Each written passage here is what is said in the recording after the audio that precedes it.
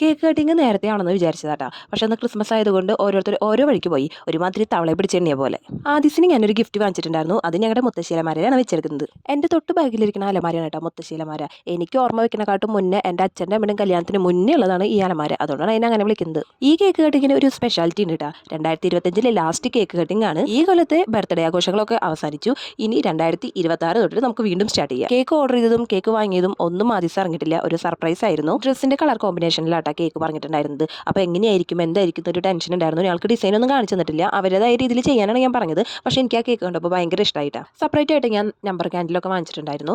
5 വാങ്ങിച്ചത്. നമ്മുടെ ആദിസിന്റെ 5ാമത്തെ ബർത്ത്ഡേ ആണ്. അങ്ങനെ നമ്പർ ക്യാൻഡിലൊക്കെ കത്തിച്ചു. എല്ലാവരും പറഞ്ഞു ഊതി കെടുത്തണ്ട, അത് കത്തി തന്നെ നിന്നോട്ടെ, എന്നിട്ട് കേക്ക് കട്ട് ചെയ്താൽ മതി. അപ്പോൾ അതുപോലെ തന്നെ ഞങ്ങളും ചെയ്തു. നമ്മുടെ ജീവിതത്തിൽ വെളിച്ചം ഊതി കെടുത്തിട്ട് എന്തിനാണ് കട്ട് ചെയ്യുന്നതാണ് ചോദിക്കുന്നത്. അപ്പോൾ ഞാനും അങ്ങനെ ചിന്തിച്ചിട്ടോ, പറഞ്ഞു ശരിയാണല്ലോ, നമ്മളൊക്കെ ദീപം കൊളുത്തിയിട്ടല്ലേ എല്ലാ നല്ല കാര്യങ്ങളും ചെയ്യാറുള്ളത്. അപ്പോൾ പിന്നെ കെടുത്തിയിട്ട് ചെയ്യണതിൽ അർത്ഥമില്ലല്ലോ. അവരും പറഞ്ഞതിൽ കാര്യമുണ്ട്. അത്രയും ഞാൻ കടന്ന് ചിന്തിച്ചിട്ടുണ്ടായിരുന്നില്ല. പക്ഷേ ഇപ്രാവശ്യം ഞാൻ ചിന്തിച്ചു. ശരിക്കും കേക്ക് കട്ടിയുമ്പോൾ എന്തിനാ കാൻഡിൽസ് ഊതി കെടുത്തുന്നുള്ളത് എനിക്ക് അറിയില്ല കേട്ടോ. ആർക്കെങ്കിലും അറിയുന്നുണ്ടെങ്കിൽ ഒന്ന് പറഞ്ഞു തരണേ. അങ്ങനെ കേക്ക് കട്ടിംഗ് ഒക്കെ കഴിഞ്ഞ് എല്ലാവർക്കും കേക്കൊക്കെ കൊടുത്തുട്ടാ. ഇന്ന് ക്രിസ്മസ് ആയതുകൊണ്ട് ഓരോരുത്തരും ഓരോ വഴിക്ക് പോയിട്ട് തിരിച്ച് വന്നപ്പോഴേ ലേറ്റായി. അപ്പോൾ ഇന്നത്തെ ഈ ആഘോഷത്തിൽ മാമൻ മാത്രമല്ല, മാമൻ പോയിരിക്കുകയാണ് വർക്കുള്ള കാരണം. എങ്ങനെ കേക്ക് കട്ട് ചെയ്താലും എത്രയായാലും അവൻ്റെ അച്ഛൻ ഇല്ലാണ്ടുള്ള കേക്ക് കട്ടിങ് ഭയങ്കര ശോകം തന്നെയാണ്. പക്ഷെ എന്ത് ചെയ്യാനാണ്, സാഹചര്യം അങ്ങനെയായി പോയില്ലേ. ഇത്തിരി ലേറ്റ് ആയാലും ചാച്ചയ്ക്കും മാമയ്ക്കും കേക്ക് കട്ടിങ്ങിൽ പങ്കെടുക്കാൻ പറ്റും. ഈ വട്ടത്തെ പിറന്നാൾ ഒരിക്കലും മറക്കില്ല കേട്ടോ. ക്രിസ്മസിന്റെ അന്ന് തന്നെയാണ് മോൻ്റെയും പിറന്നാൾ വന്നിരിക്കുന്നത്. അപ്പോൾ അതൊരു വലിയ കാര്യം തന്നെയാണ്.